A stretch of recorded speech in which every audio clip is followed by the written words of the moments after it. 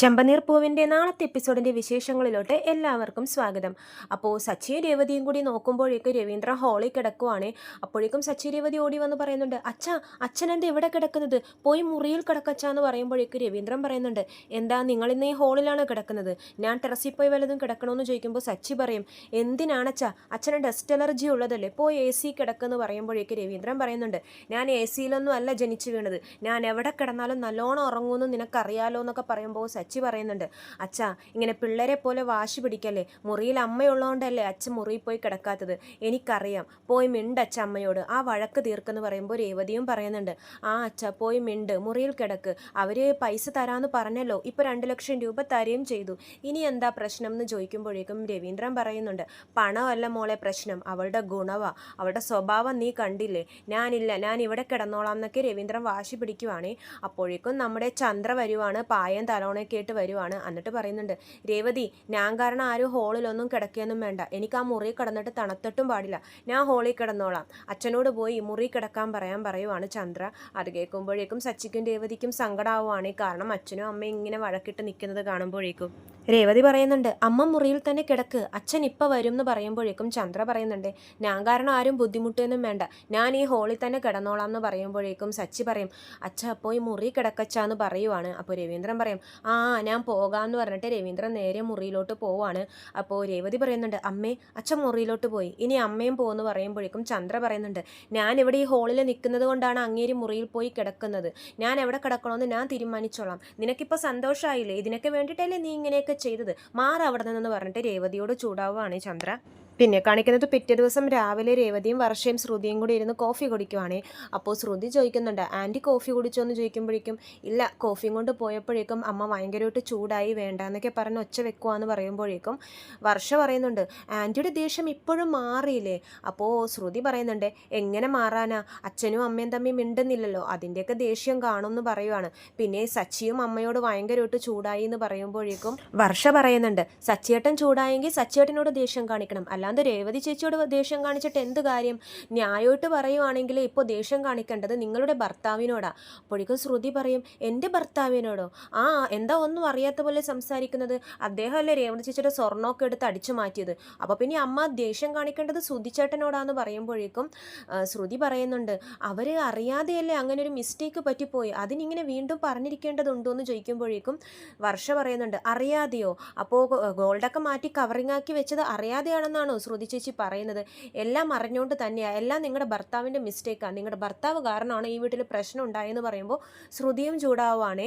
ശ്രുതി പറയുന്നുണ്ട്, വർഷം എന്തൊക്കെയാണ് പറയുന്നത്, എൻ്റെ ഭർത്താവിനെ പറ്റി ഇങ്ങനെയൊക്കെ പറയാൻ വർഷമൊക്കെ എന്താ അധികാരം എന്നൊക്കെ പറയുമ്പോഴേക്കും രേവതി പറയുന്നുണ്ട്, മതി നിർത്ത്, ഇനി ഈ പ്രശ്നം കാരണം നിങ്ങളും കൂടി വഴക്കിടല്ലേ, ഈ പ്രശ്നം കാരണം, സ്വർണത്തിൻ്റെ പ്രശ്നം കാരണം വീട്ടിൽ എന്തോരം പ്രശ്നങ്ങളാണ് ഉണ്ടായത്, അച്ഛനും അമ്മയും മിണ്ടുന്നില്ല, ഇനി നിങ്ങളും തമ്മിൽ വഴക്കടിച്ച് പുതിയ പ്രശ്നം ഉണ്ടാക്കാൻ പോവാണോ എന്ന് രേവതി ചോദിക്കുന്നുണ്ടേ.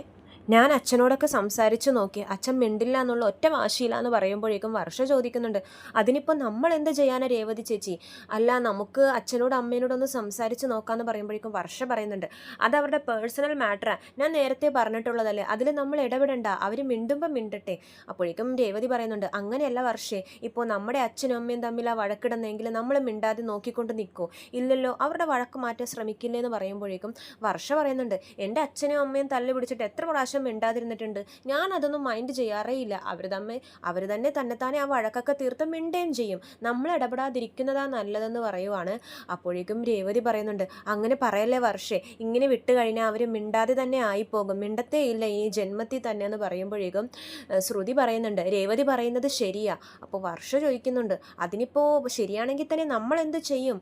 അപ്പോൾ രേവതി വീണ്ടും പറയുവാണേ, ഞാൻ അച്ഛനോട് സംസാരിച്ച് നോക്കി, അതേസമയം ഞാൻ അമ്മേനോട് പോയി സംസാരിക്കുവാണെങ്കിൽ അമ്മ എന്നെ ചീത്ത പറഞ്ഞ് ഓടിക്കും, നമുക്ക് 3 പേർക്കും കൂടി പോയി അമ്മേനോട് സംസാരിച്ച് നോക്കാം, അച്ഛനോട് പോയി മിണ്ടാനൊക്കെ പറയാം, എല്ലാവരും നമ്മൾ 3 പേരും കൂടി പോയി പറഞ്ഞാൽ ചിലപ്പോൾ കേൾക്കും അമ്മ എന്നൊക്കെ പറയുവാണ് രേവതി.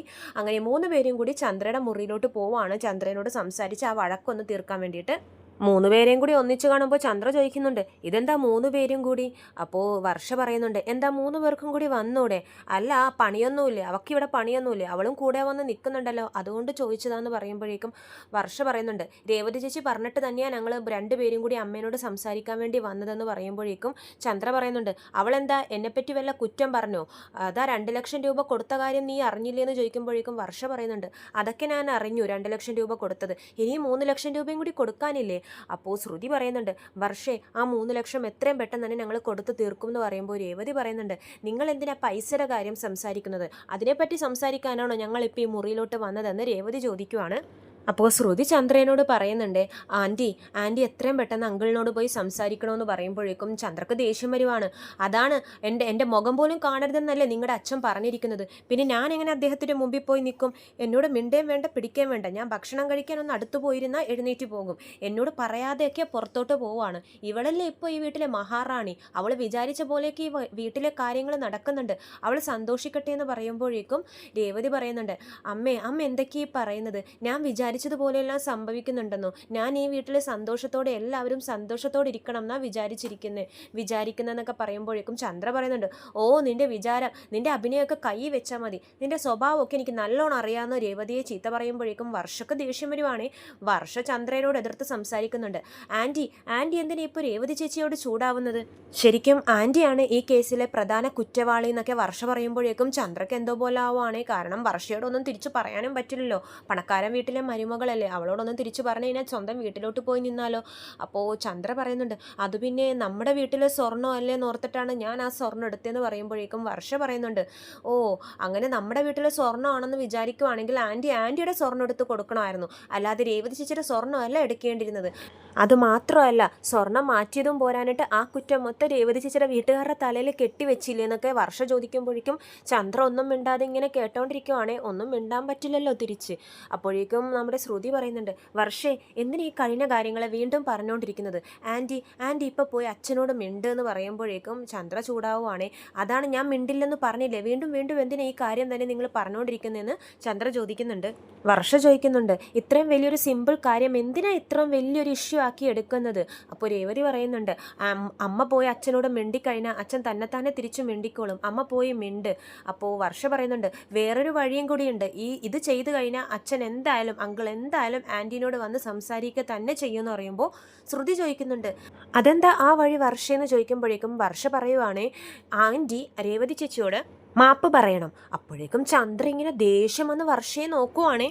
ഓ ഇവളായിരിക്കും ഇങ്ങനെയൊക്കെ പറയാൻ വേണ്ടിയിട്ട് നിന്നെ ഇളക്കി ഇങ്ങോട്ടേക്ക് വന്നതെന്ന് ചന്ദ്ര ചോദിക്കുമ്പോഴേക്കും വർഷ പറയുന്നുണ്ട്, രേവതി ചേച്ചി ഒന്നും പറഞ്ഞിട്ടൊന്നുമല്ല, ഞാൻ എനിക്ക് തോന്നിയ കാര്യം പറഞ്ഞേ ഉള്ളൂ എന്ന് പറയുമ്പോഴേക്കും ശ്രുതി ചോദിക്കുന്നുണ്ട്, ആൻറ്റി എന്തിനാ രേവതിനോട് മാപ്പ് പറയുന്നത്? അപ്പോൾ വർഷ പറയുന്നുണ്ട്, ആൻറ്റി മാത്രമല്ല, ശരിക്കും പറഞ്ഞാൽ നിങ്ങളുടെ ഭർത്താവും ആൻറ്റിയും കൂടി ചേർന്നാണ് രേവതി ചേച്ചിയോട് മാപ്പ് പറയേണ്ടതെന്ന് പറയുവാണ്.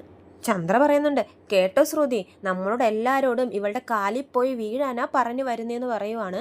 അതിനുള്ള വഴിയാ, അതിനാണ് ഇവൾ നിങ്ങളെയൊക്കെ ഇളക്കി ഇങ്ങോട്ടേക്ക് ഇപ്പം എൻ്റെ മുറിയിലോട്ട് വന്നിരിക്കുന്നതെന്നൊക്കെ പറയുമ്പോഴേക്കും രേവതി പറയുന്നുണ്ട്, അമ്മ എന്തിനാ എന്ത് പറഞ്ഞാലും എല്ലാ കുറ്റങ്ങളും വേറൊരു രീതിയിലെടുത്ത് എൻ്റെ തലയിൽ കെട്ടിവെക്കുന്നത്? ഞാൻ അതൊന്നും ഉദ്ദേശിച്ചിട്ടല്ല ഇവരെ ഇങ്ങോട്ടേക്ക് വിളിച്ചുകൊണ്ട് വന്നത്. അമ്മയും അച്ഛനും കൂടി മിണ്ടാതിരിക്കുന്നത് കാണുമ്പോൾ തന്നെ നമുക്ക് ഭയങ്കര വിഷമാവുന്നുണ്ട്. അപ്പോൾ അതെങ്ങനെയെങ്കിലും സംസാരിച്ച് തീർക്കാലോ എന്നോർത്തിട്ടാ ഞങ്ങൾ 3 പേരും കൂടി മുറിയിലോട്ട് വന്നേന്നൊക്കെ രേവതി പറയുവാണേ. വർഷ വീണ്ടും പറയുന്നുണ്ട്, ആൻറ്റി ഒരു സോറി പറഞ്ഞാൽ ഈ പ്രശ്നം ഇപ്പം തീരുമെന്ന് പറയുമ്പോഴേക്കും ചന്ദ്ര പറയുന്നുണ്ട്, സോറി പറയാനോ? അതിന് ഞാൻ എന്ത് തെറ്റാ ചെയ്തതെന്ന് പറയുമ്പോഴേക്കും വർഷ വീണ്ടും പറയുന്നുണ്ട്, എല്ലാ തെറ്റും ചെയ്തതും ആൻറ്റി ഒരാളാന്ന് പറയുവാണേ.